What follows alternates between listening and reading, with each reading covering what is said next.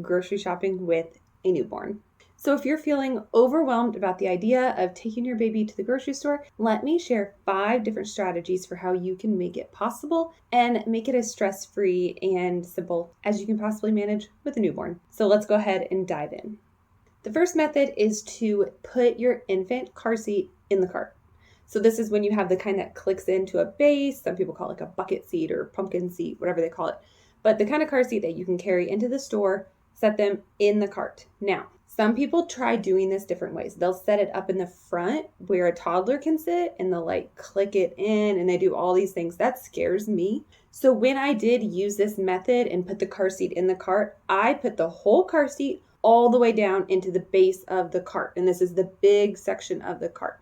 Now, as I'm rolling the cart, could the car seat rock a little? Yes. So I typically would try to like wedge it in the corner, keep it a little stable, and then I'd pack some larger food items around it to keep it still. A little rocking isn't going to hurt baby. They're not falling out. And I do want to say different countries and even different stores use different styles of shopping carts. I'm talking about a very traditional, like large shopping cart that has a little seat in the front for your little one.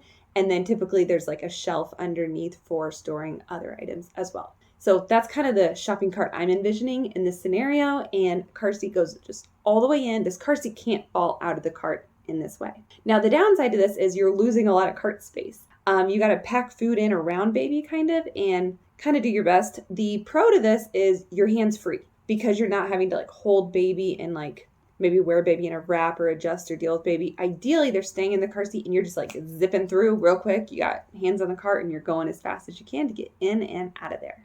Option number 2 is to utilize your stroller. So some people will avoid the cart altogether and they will just grocery shop with their stroller. Baby's in the stroller, they will use the basket underneath to hold their food. Now, I don't think you could do this for a large grocery shop. My basket and my stroller is definitely not holding much. Baby's comfortable during this method, but your food might be struggling. Again, it would be good for small trips to the grocery store. I never tried this. It just didn't seem very practical to me personally. I use my stroller for a lot of things, but not the grocery store. I've also kind of seen or heard of people trying to do both. They will take the stroller in and baby's in the stroller and they will also push a cart. I think that's a lot to manage personally, but sometimes people might try it. I probably wouldn't because worst case scenario, you've got a cart you're pushing, you've got a stroller you're pushing, and then your baby starts crying and you're trying to hold your baby. And I'm like, that would be a lot going on. So I probably wouldn't do that method personally. And honestly, I never did. So that is option 2.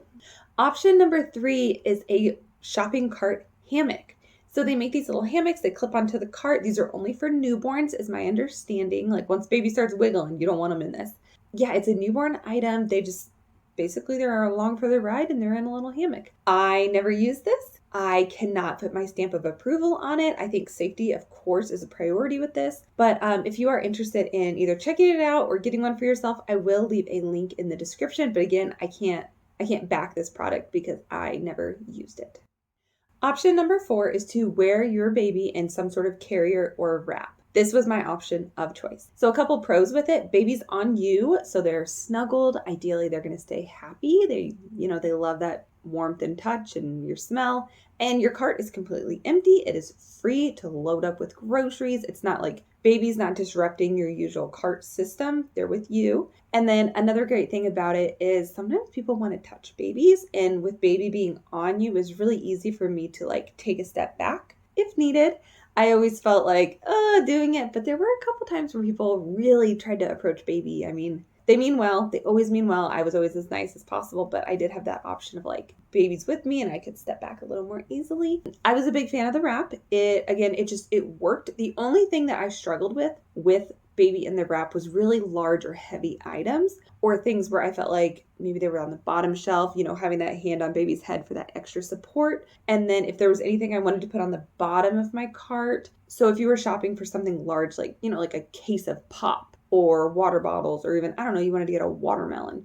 Anything that's large and bulky was a little more difficult with the wrap. I did have some very kind people on occasion actually offer to help me. And that was so incredibly sweet when they did. They'd see me in line and see me unloading all these small items and they'd see the big one and they'd be like, hey, can I grab that for you? And I was like, yes, absolutely. Thank you so much. I appreciate it. Now, When I used the wrap, it was only in the early months. Once babies started getting really heavy and once they were strong, I put them in the cart because honestly, it would wear me out going grocery shopping with them on me. So this was just in the early months till they could ride in the cart. And my system for this, so I use the Moby wrap, which is very long. It's that long piece of cloth, you wrap it around. It's gross to do it in a parking lot, in my opinion, because this is so much fabric, it's going to touch the ground. It's very challenging not to touch the ground. I did not want my Moby wrap touching the ground in a parking lot. So what I did was at home, where I had a mirror, I had my house, my carpet, my bed, baby could be resting comfortably on the floor. I would put the Moby wrap on. I would get it perfectly situated, my knots tied, just make sure it was all ready to go. Baby, of course, would still ride in their car seat, just for clarity here. And I would drive with the Moby wrap on me, baby in the back in the car seat, get to the grocery store, and then all I had to do was unbuckle them out of their car seat, slip them in the wrap, and we were good to go. So I recommend putting the wrap on in advance if possible. And if you are interested in a Moby wrap, I will link that in the description as well. Option number 5 is to pick up your groceries or have them delivered. So if going in the store and navigating with baby seems like too much to handle, you can do like at the store pickup where you come, you park, they load your groceries for you, or have it delivered straight to your home, and then you don't even have to put baby in the car. So working around naps and feedings, it's easy, it's simple. Now those are going to cost you a little more, but at this phase of life, that convenience might be worth that extra expense. It's going to depend on your life and your situation and what all you have going on. So those are my 5 strategies. Now each strategy comes with a pro and a con, and you're going to navigate life in different phases. Okay, you're going to have that itty bitty newborn, and then they're going to be a little stronger, and then they're not quite able to sit in the cart, so they need a little support. And you also are going to have different preferences and lifestyles for yourself and what you're shopping for, how frequently you go to the grocery store, and just the things you're getting and needing. So it's going to very much so depend on your lifestyle.